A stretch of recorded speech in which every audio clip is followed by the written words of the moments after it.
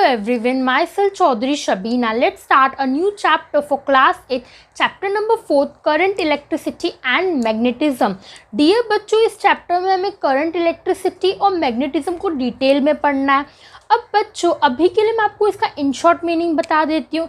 तो अगर मैं आपको पूछूं करंट का क्या मतलब होता है, तो most of you will say current का मतलब शॉक होता है. हाँ, किसी को शॉक लग जाता है तो हम बोलते हैं करंट लग गया. एकदम गलत. हम बोल देंगे करंट का मतलब लाइट है, तो एकदम गलत. करंट का मतलब होता है फ्लो. करंट का क्या मतलब होता है बच्चों? करंट का मतलब होता है फ्लो. आपने अपने टेक्स्ट बुक्स में या फिर ज्योग्राफी टेक्स्ट बुक में देखा होगा कि वाटर जो फ्लो करता है, फ्लो ऑफ वाटर को हम बोलते हैं वाटर करंट, या फिर फ्लो ऑफ विंड को हम क्या बोलते हैं? Wind current. क्यों बोलते हैं? क्योंकि बच्चों करंट का मतलब होता है फ्लो. ठीक है. दूसरा जो हमारा वर्ड है वो है इलेक्ट्रिसिटी. इलेक्ट्रिसिटी का मतलब होता है इलेक्ट्रिक चार्ज. अब बच्चों, इलेक्ट्रिक चार्ज दो तरह के होते हैं. पहला पॉजिटिव, दूसरा नेगेटिव. ठीक है. तो अगर मुझे किसी ने पूछा करंट इलेक्ट्रिसिटी का क्या मतलब होता है, तो मैं बोलूँगी करंट इलेक्ट्रिसिटी का मतलब होता है फ्लो ऑफ इलेक्ट्रिक चार्ज.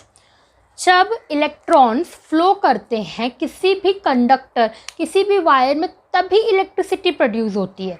ठीक है बच्चों. Now next word is magnetism. Magnetism का मतलब होता है फोर्स एक्सर्टेड बाय मैग्नेट. अब बच्चों, जो हमारा मैग्नेट होता है ना, इसके पास एक फोर्स होता है जिससे वो किसी भी मेटल को अपनी तरफ अट्रैक्ट कर लेता है या फिर रिपल कर देता है. तो जितने एरिया पे ये फोर्स अप्लाई होता है, जितने एरिया पे ये फोर्स कैपेबल है किसी भी मेटल को अट्रैक्ट करने को, उसी को हम बोलते हैं मैग्नेटिज्म. ठीक है बच्चों. अभी के लिए हम कुछ बेसिक पॉइंट्स पढ़ लेते हैं, बेसिक कॉन्सेप्ट इतना क्लियर कर लेते हैं सो दैट आगे के चैप्टर में हमें पढ़ने में कोई प्रॉब्लम ना हो. तो बच्चों, चार्जेस, अगर मुझे चार्जेस के बारे में पढ़ना है तो मैं चार्जेस को दो ही पॉइंट पे पढ़ सकती हूँ. एक तो रेस्ट पे और दूसरा मोशन पे. तो क्या करूँगी मैं? चार्जेस को दो तरीके से पढ़ूँगी. पहला रेस्ट पे, दूसरा मोशन पे. बच्चों, अगर आपको इसको रेस्ट पे समझना हो तो आप एक ग्लास रॉड लो और एक सिल्क क्लॉथ लो या फिर कोई भी क्लॉथ ले लो. अब जब आप इसको ले लोगे तो आप ग्लास रॉड को इससे रब करो. जब आप इस पर रब करोगे तो रब करने के बाद जब आप इसको अलग करोगे तो आप क्या नोटिस करोगे? इस पर पॉजिटिव चार्ज आ गए और इस पर नेगेटिव चार्ज आ गए. अब बच्चों, ये जो इन पे चार्ज आ गया है, अब ये मूव नहीं करेगा, मोशन नहीं करेगा. जो इस पे आ गया अब वो इसके लिए आ ही गया, अभी चेंज नहीं होगा. इसमें पॉजिटिव आ गया, ये अभी पॉजिटिव चार्ज में ही रह जाएगा. ये नेगेटिव आ गया तो ये अब नेगेटिव चार्ज ही लेके रहेगा. तो बच्चों, यहाँ पे क्या नहीं हो रहा है? मोशन नहीं हो रहा है इलेक्ट्रॉन्स का. अगर मोशन नहीं हो रहा है मतलब कोई चेंज आएगा नहीं. मतलब ये क्या हो रहे हैं, सारे चार्जेस यहाँ पे क्या होते हैं? रेस्ट पे होते हैं. तो जिस भी ऑब्जेक्ट में या फिर कभी भी सारे चार्जेस रेस्ट पे होते हैं तो हम उन्हें, वो कौन से तरीके का फोर्स होता है? वो इलेक्ट्रोस्टैटिक होता है. आपने पढ़ा होगा static force, electrostatic force, right? तो यही होता है. ठीक है. अब दूसरा जो है, जो हमारा सबसे मेन फोकस है और इस चैप्टर का हेडिंग भी हमारा वही है, तो इसी को हम अपने चैप्टर में पढ़ने वाले हैं. तो यहाँ पे ज़्यादा ध्यान दो. तो बच्चों, करंट इलेक्ट्रिसिटी का क्या मतलब होता है? करंट का मतलब तो मैंने आपको बता दिया, फ्लो होता है. इलेक्ट्रिसिटी का मतलब होता है इलेक्ट्रिक चार्ज. और पूरे करंट इलेक्ट्रिसिटी का मतलब क्या होता है? Flow of electric charge. अब बच्चों, यहाँ पे जो चार्जेस होते हैं ना, वो मोशन में होते हैं, और यहाँ पे जो चार्जेस होते हैं ना, ये रेस्ट पे होते हैं. मतलब यहाँ पे जो हमारे चार्जेस है, पॉजिटिव पॉजिटिव अब रेस्ट पे रहेगा, अभी चेंज नहीं होगा. और जो हमारा नेगेटिव चार्ज है वो नेगेटिव ही रह जाएगा, चेंज नहीं होगा. और हमारे यहाँ पे आप फ्लो देख सकते हो. करंट इलेक्ट्रिसिटी में आप क्या देख रहे हो? फ्लो. फ्लो का मतलब क्या हो गया? मोशन हो गया, मूवमेंट हो गया. तो यहाँ पे क्या हो रहा है? इलेक्ट्रिक चार्ज मूव करते हैं. ठीक है.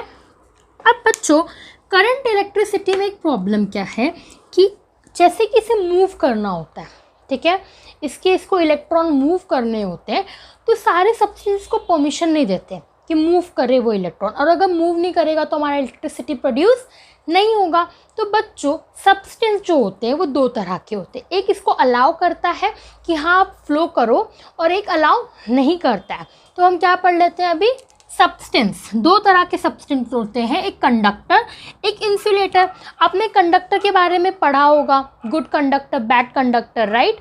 कंडक्टर जो होता है ना वो हमारे चार्जेस को, इलेक्ट्रिक चार्जेस को क्या करता है, परमिशन दे देता है कि आप मेरे अंदर फ्लो कर सकते हो, मेरे एटम के इलेक्ट्रॉन इसके अंदर फ्लो कर सकते हैं। बट बच्चों जो हमारा इंसुलेटर होता है वो स्ट्रिक्टली ना बोल देता है कि मेरे जो इलेक्ट्रॉन थे वो मूव नहीं करेंगे।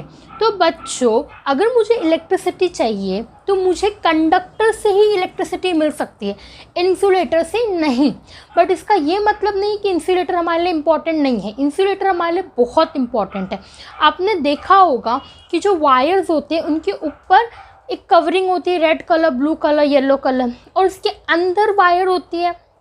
तो बच्चों अगर वो कवरिंग ना होती तो हमें बहुत जल्दी शॉक लग जाता, बट क्योंकि इसके ऊपर इंसुलेटर की कवरिंग होती है तो हमें शॉक नहीं लगता। जब हम उस वायर को टच भी कर लेते हैं, अगर हम उसके ऊपर का पोर्शन होल्ड कर रहे हैं जो येलो रेड कलर्स में होते हैं, तो हमें शॉक नहीं लगता, क्योंकि वो जो इंसुलेटर मतलब जो वो ऊपर वो रेड कलर का कोटिंग होता है उसके अंदर इलेक्ट्रॉन फ्लो करने की परमिशन नहीं है। तो वहाँ पे क्या होगा, करंट फ्लो नहीं करेगा, हमारा जो इलेक्ट्रिसिटी है वो फ्लो नहीं करेगा, तो हमें कभी शॉक नहीं लगेगा। ठीक है बच्चों, तो दो तरह के क्या होते हैं हमारे पास, सब्सटेंस होते हैं, पहला कंडक्टर, दूसरा इंसुलेटर। तो कंडक्टर में होता है substance through which electricity can flow, जो सब्सटेंस अलाउ कर दे कि हाँ मेरे अंदर से इलेक्ट्रिसिटी फ्लो कर सकती है, उन्हें हम क्या बोलते हैं, कंडक्टर। दूसरा है insulator, substance through which electron can not flow, ऐसा सब्सटेंस जहाँ से इलेक्ट्रॉन फ्लो नहीं करता उसे हम क्या बोलते हैं, इंसुलेटर।